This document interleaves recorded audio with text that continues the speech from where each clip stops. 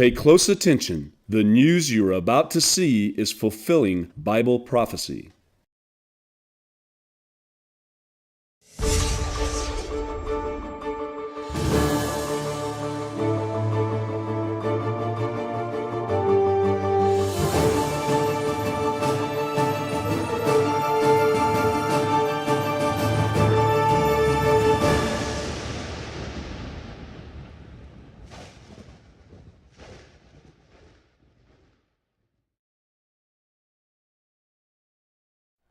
Welcome to another edition of YPN News, bringing you news as it relates to Bible prophecy and foretold by Yisrael Hawkins. Well, we have more red lines drawn in the Trump administration, just like we had in the Obama administration as well. Tensions continue to build in the Korean Peninsula and, of course, a potential new leader in Israel. But first, we're going to start off with President Trump and a red line warning to President Assad over the chemical weapons. President Trump has warned the Assad regime that if it launches a chemical attack, they will have to pay a heavy price. Based on images from the Al-Sharat airport, the same in which it was said that the Syrian regime launched a chemical attack against its people back in April that killed 87, including children. Well, the U.S. response was to fire 59 cruise missiles at the airbase. Since then, the base has been under a sharp eye as a known location for chemical weapons. The U.S. ambassador to the UN, Nikki Haley, gave a report to Congress about their surveillance findings. She said that they have seen activities that are similar to preparations of a chemical weapons attack, much like we saw on April 4th. Now, according to Pentagon officials, the aircraft shelters that once housed the jet that carried out the attacks is in use again, with increased communication by the Syrian unit responsible for the chemical weapons. Interesting. The Pentagon has said that this latest intel does not add up to a smoking gun. Yet the White House has sent out a warning to the Syrian regime that if it conducts another chemical attack, he, referring to Assad and his regime, will pay a heavy price. Haley expanded that warning by saying in her address to Congress about the price Syria will have to pay, that the goal is not to only send just Assad a message, but to send, of course, Russia and Iran a message as well. Yeah. Well, in response to these latest claims by the U.S. White House, the Syrian Foreign Ministry has stated that the claims by the U.S. is misleading and lacks any shred of truth. Now, they also described the claim as a ploy to justify a new attack against the Arab nation under an ill-founded pretext. Russia has also chimed in on the matter, slamming the claims by the U.S. as a large-scale provocation directed at both Damascus and Moscow. Retired U.S. Marine Corps General Anthony Zinni, who served as commander in the Middle East during the Iraq War, recently had an interview with Fox News regarding how the White House should respond to another chemical attack in Syria. Zinni said that the response should be much stronger than the last time and that he thought the U.S. sent the signal that, of course, they would respond, but he thought the targeting was weak. That in regards to the fact that the airport was right back up the very next day.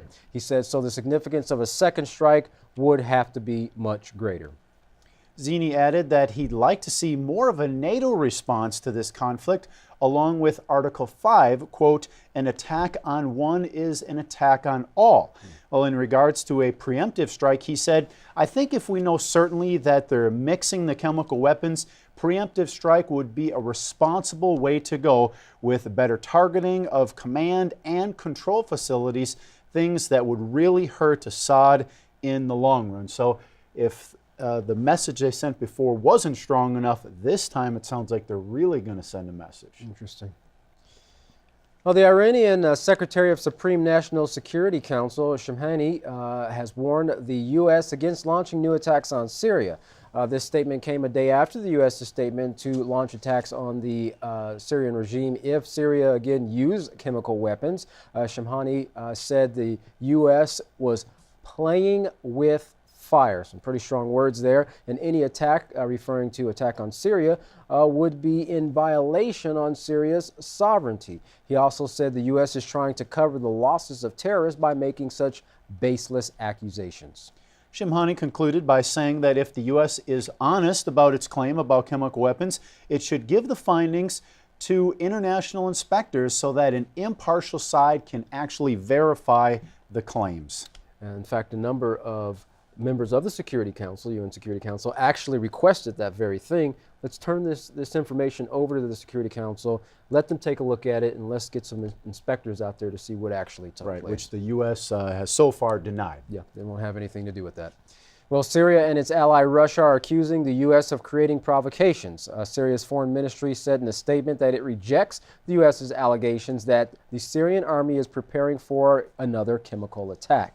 The Syrian official said the objective of these allegations is to justify the act of aggression against Syria under false pretenses, similar to the U.S. aggression on Al-Sharat airport. The statement continued by saying the U.S. claims are just a distraction for the attacks launched by the illegal international coalition led by the U.S., which caused the deaths of thousands of innocent Syrian civilians. Sad.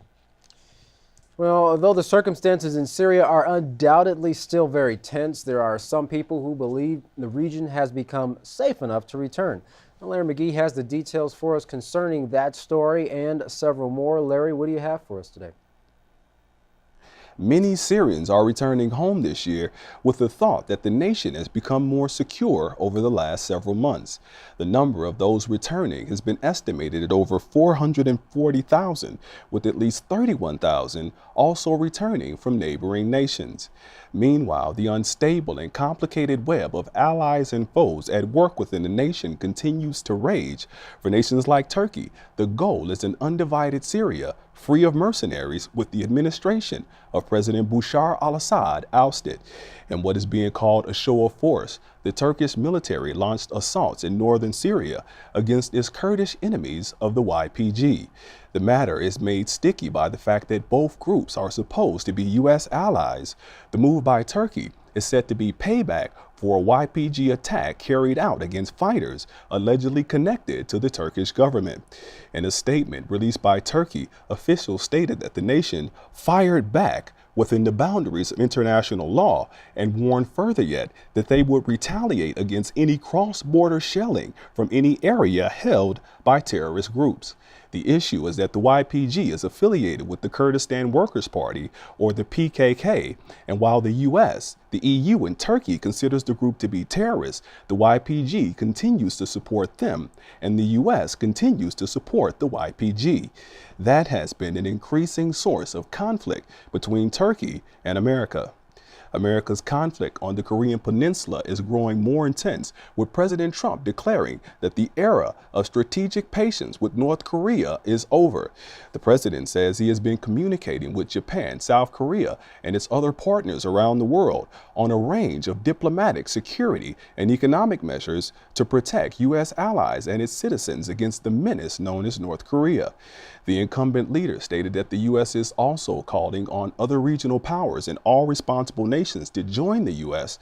in implementing sanctions and demanding that North Korea choose a better path and do it quickly. Analysts are calling the president's statement tough talk, aimed primarily at making the point that the patience and diplomacy typical of former President Obama's administration is over. In terms of what exactly the president is planning to do, commentators say those details have yet to surface, though there has been talk recently by the Treasury Secretary of sanctions against a Chinese bank, which is believed to be helping North Korea.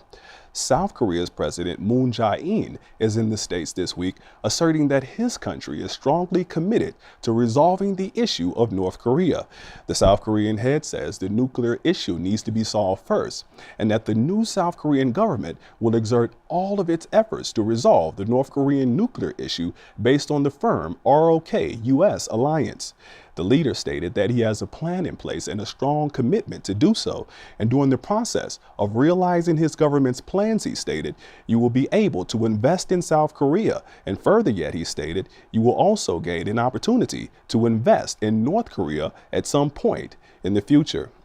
Amid the promises of the South Korean leader, the DPRK is grabbing headlines after claims of having successfully tested an intercontinental ballistic missile with the potential to reach Alaska. North Korea is reportedly referring to it as the final step in building an arsenal that can strike anywhere on Earth. The reaction from China has been a consistent call for restraint, but analysts say that if the North Korean claims are true, that would be a game changer in terms of the North Korean threat. The DPRK has released images of the test fire of the missile that is being called the Hwasong-14, which is reported to have an estimated range of 4,000 miles. That would still fall short of the range necessary to reach the continental U.S., but President Trump is nonetheless calling for China to put a heavy move on the North to end this nonsense, he says, once and for all. Beijing is reportedly unwilling to execute the demand, however, and is instead asking that the U.S. choose diplomacy and urging that neither side take any action that would further escalate the conflict. For YPN News, I'm Larry McGee. Kata and Jeff, back to you. Well, continuing along those lines of the North Korean crisis, the U.S. isn't necessarily heeding China's caution not to escalate the situation with North Korea. As a result of the successful testing of the ICBM by the North, an emergency meeting of the United Nations Security Council was called by Washington. At that meeting, U.S. Ambassador Nikki Haley threatened military action against North Korea if Pyongyang does not stop testing ballistic missiles. Haley told the council members in regards to North Korea's leaders, quote, their actions are quickly closing off the possibility of a diplomatic solution. The United States is preparing to use the full range of our capabilities to defend ourselves and our allies. One of our capabilities lies with our considerable military forces. We will use them if we must, but we prefer not to have to go in that direction.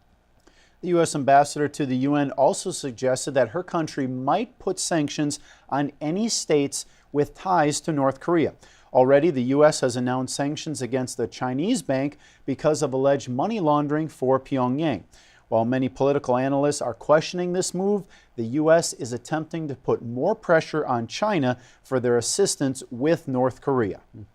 Analysts say the U.S. and South Korea together do not show interest in opening up dialogue with North Korea by the size and frequency of their military drills, which they feel should be downsized to encourage North Koreans to come to the negotiating table.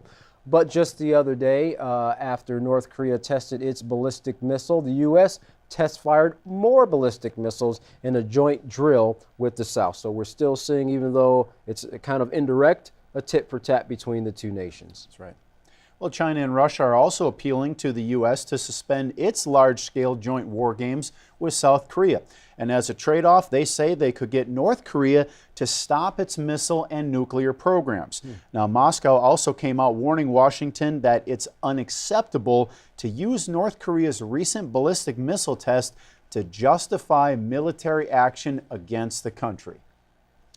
However, the South Korean Defense Ministry says it has conducted more live-fire training just 2 days after North Korea's test, this time launching ship-to-surface guided missiles and exercises in the East Sea. That training involved a dozen naval vessels and fighter jets. The new South Korean President Moon Jae-in wants to keep the path to dialogue open with North Korea. However, he maintains, national security is a priority. Well, the European Union and Japan have called for further sanctions in response to the ICBM test launch by Pyongyang. In a statement following meetings between the two on July 6th, Donald Tusk, the EU president, said, "Today we have agreed to call on the international community to strengthen measures aimed at further restricting the transfer of relevant items and technologies, as well as funding for North Korea's nuclear and ballistic missile programs." Tusk continued, in this regard, we appeal for the early adoption of a new and comprehensive UN Security Council resolution. Well, the remarks were made after Japan and the European Union signed a landmark free trade pact in Brussels. Also, following talks with Japanese Prime Minister Shinzo Abe, Tusk said both sides share basic values about how a rules-based global order should work. And if you remember, not too long ago, President Vladimir Putin, actually said that we need rules that everybody can agree with. So this rules-based, order is definitely something that's needed for all nations to agree with. Well, as if tensions weren't high enough in Eastern Asia, 2 United States B-1B bombers flew a 10-hour training mission over the South China Sea on July 6th. Now, the bombers had just finished a training exercise one day prior with Japanese jet fighters over the East China Sea. China sees any foreign military presence over South China Sea waters as a serious political and military provocation, viewing the waters as their territory. Other countries also claim the body of water as belonging to them, such as Taiwan, Vietnam, and the Philippines. Washington, however, looks at the disputed region as international territory. Because the U.S. has conducted several naval exercises in the region, Beijing accuses Washington of militarizing the area. With no apparent resolution among nations in sight, a storm over the South China Sea continues to brew.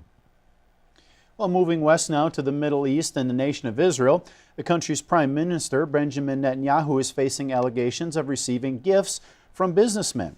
He is going in for police questioning this coming week, and if found true, this would breach his role as a public servant.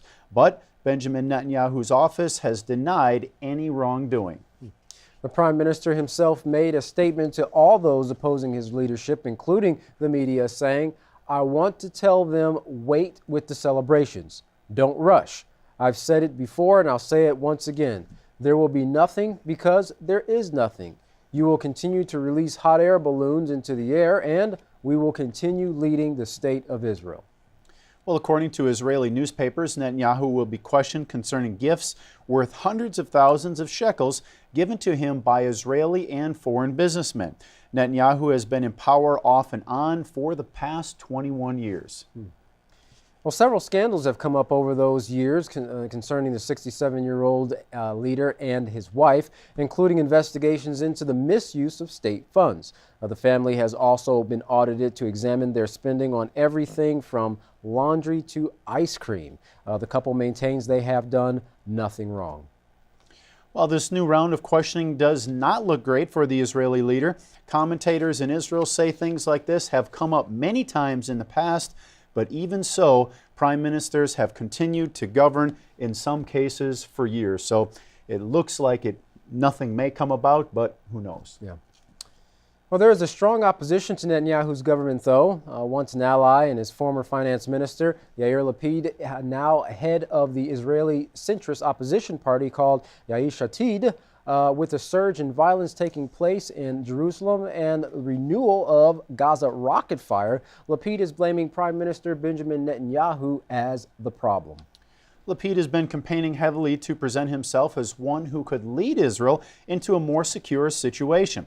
Now, in a recent foreign policy speech, Lapid slammed Netanyahu's failed policies, blasting them as a threat to Israel's security, saying it will lead to international isolation.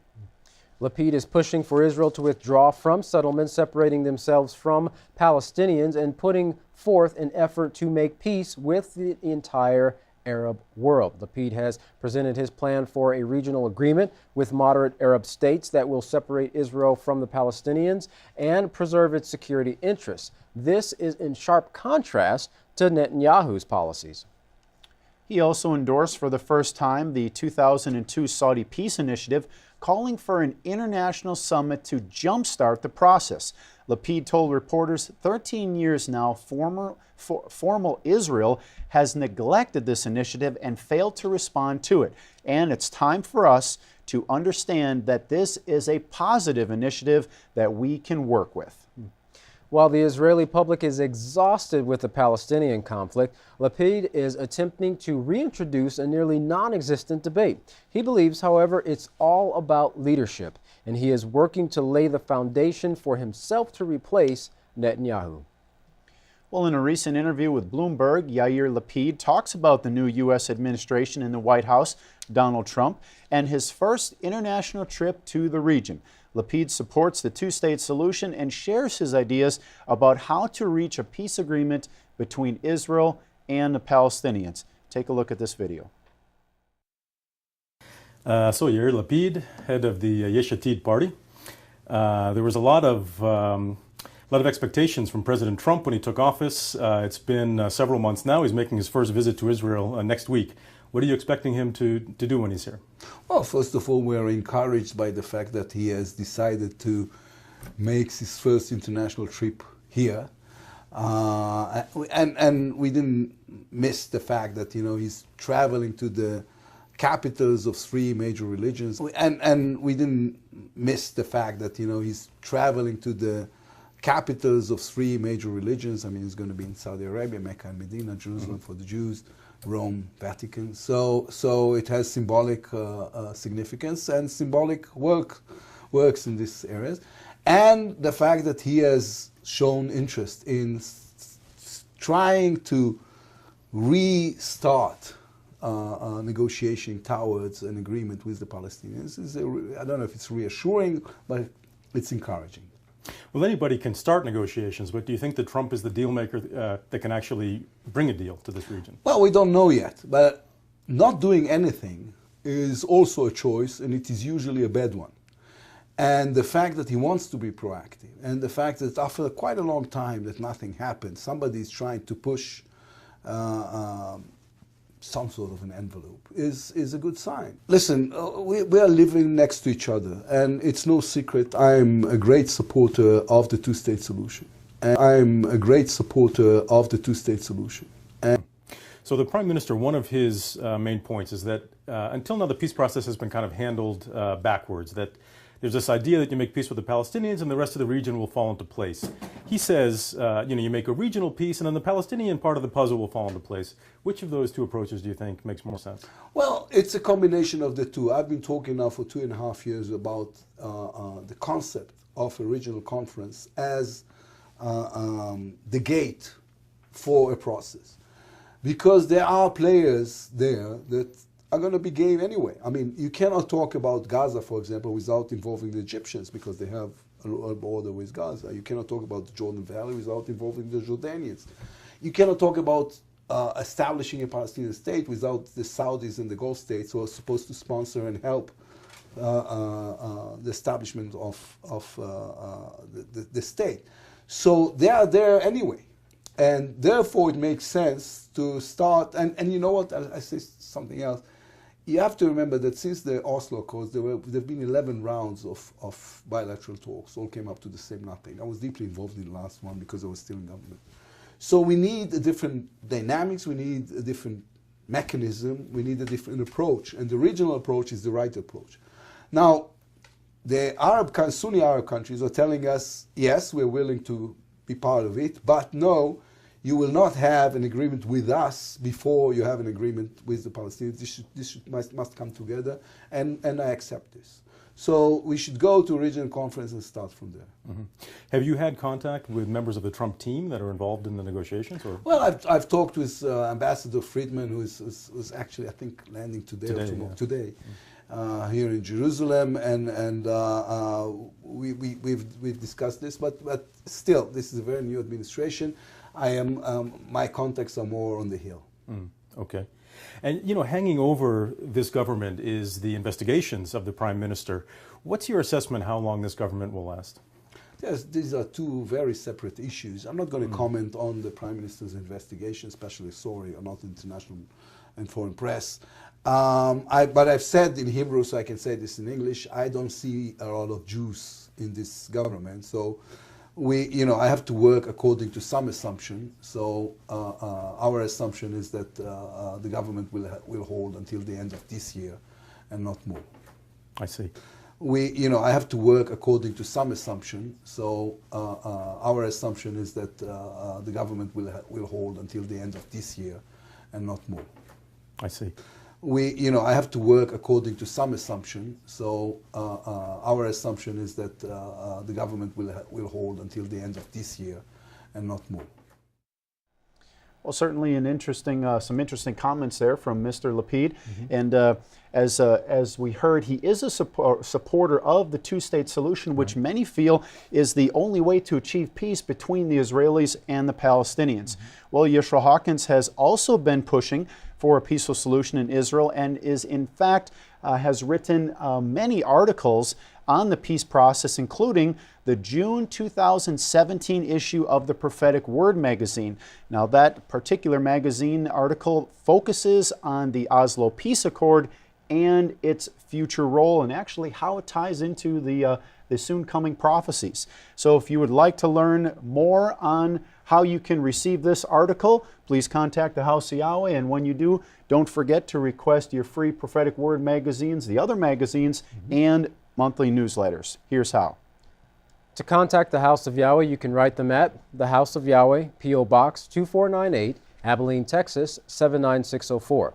You can also call them at 1-800-613-9494, or visit them on any of their websites at www.yahweh.com, www.yisraelhawkins.com, or www.yahwehsbranch.com. You can also visit our website by going to www.ypnnews.com, and to email the House of Yahweh, you can email them at info@yahweh.com. And for all calls outside the United States, please dial the number on your screen. And don't forget about the greatest resource on the internet to study your Holy Scriptures with. That is the Yisrael Says program and the Ask Yisrael program. You can find those by going to www.yisraelsays.com and www.askyisrael.com.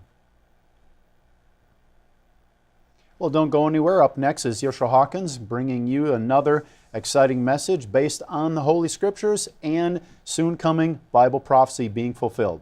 From all of us here at YPN News, I'm Jeffrey Heimerman. And I'm Katan Alexander. Thanks for watching.